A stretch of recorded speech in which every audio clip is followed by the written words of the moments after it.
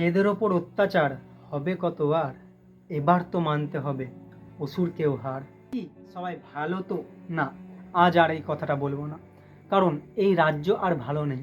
সময় বদলেছে, কিন্তু কিছু মানুষের চিন্তাধারা বদলায়নি। আরজি করের ঘটে যাওয়া ঘটনাটা নিশ্চয়ই আর কারোর অজানা নেই। একটি ডাক্তারকে নৃশংসভাবে রেপ করে তাকে মার্ডার করে দেওয়া হয়েছে। এই রকম অনেক ঘটনাই ঘটেছে আর ধামাচাপাও পড়ে গেছে। তাদের তো কোনো খোঁজই নেই, বিচার তো দূরের কথা। স্বাধীনতা পেয়েছি ৭৮ বছর আগে, আর আজও আমাদের মায়ে বোনেরা পরাধীন। এই রাজ্যে পুলিশ মেয়েদের প্রোটেকশন দেয় না, ধর্ষণকারীদের প্রোটেকশন দেয়।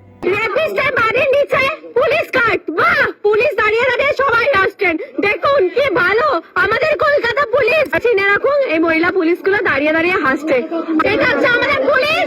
রেপিস্টকে প্রোটেকশন দিচ্ছে, মেয়েদের না। আমাদের রাজ্যে ধর্ষণ আজ থেকে শুরু হয়নি, কিন্তু আইনতভাবে কোনো ব্যবস্থাই নেওয়া হয়নি।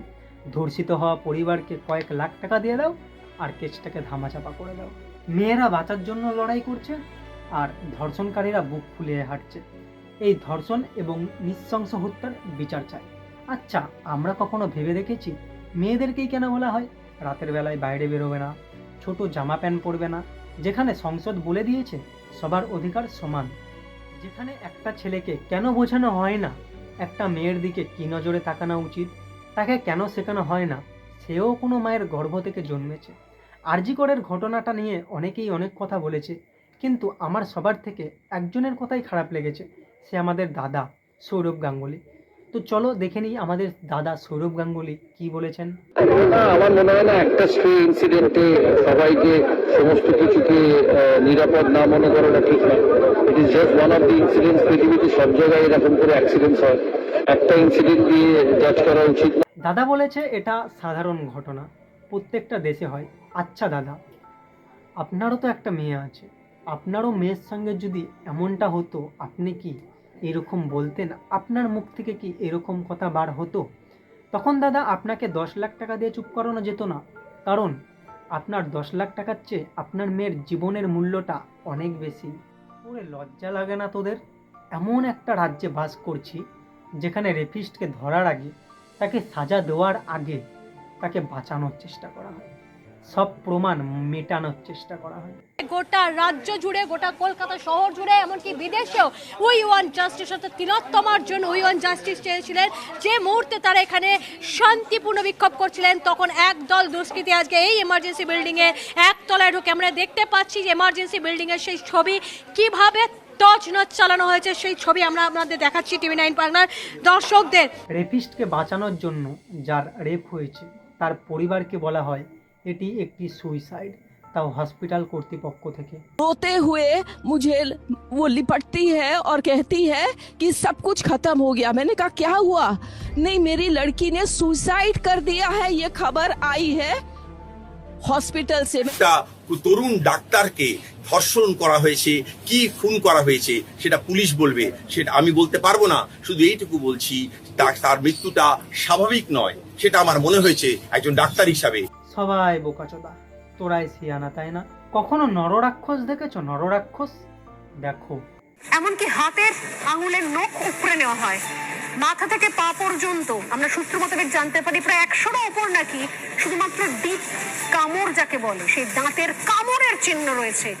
যেন যেন প্রকরণে তাকে খুবলে খুবলে খাওয়া বলি আমরা, সেই খুবলে খাওয়া। ওদেরকে তো রাস্তায় ফেলে কুকুরে কামড়ানো উচিত। এরপরও রেপিস্টকে বাঁচানোর চেষ্টা করা হচ্ছে। हम लोग यहाँ के रेसिडेंट्स डॉक्टर हैं, आप यहाँ का कंडीशन देख सकते हैं।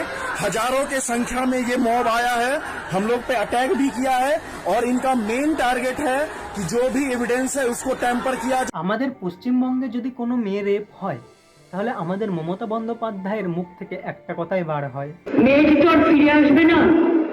ওর নামে যদি আপনারা কিছু করতে চান করতে পারেন, যা টাকা লাগবে আমি দেব। হ্যাঁ, আমরা 10 লক্ষ টাকা তো দিতেই পারি পরিবারকে। মেয়েটার জীবন তো আর ফিরে পাওয়া যাবে না, ওর পরিবারকে 10 লাখ টাকা দিয়ে দাও। এবার দেখে নেব আমাদের ঋতুপর্ণা সেনগুপ্তর শঙ্খ বাজানো।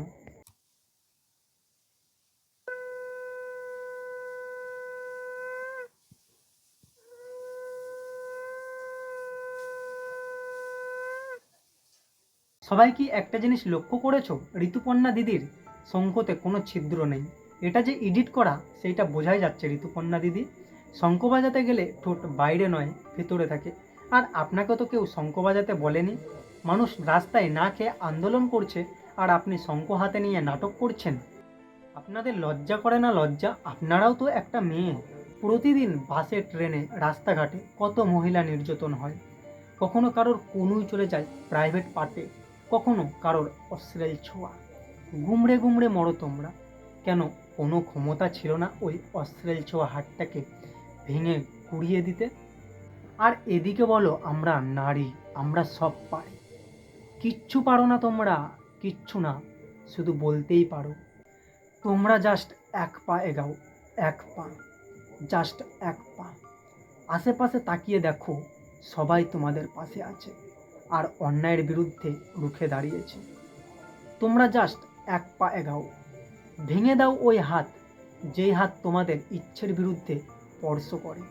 জাস্ট একটু সাহস করে এগাও তোমরা, তাহলে আর কোনো প্রাণ যাবে না এই রাজ্যে, তারা আর বিচার পাবে না। লাস্ট একটা কথাই বলতে চাই, পশ্চিমবঙ্গ থেকে একটা ডাক্তার মরে গেল।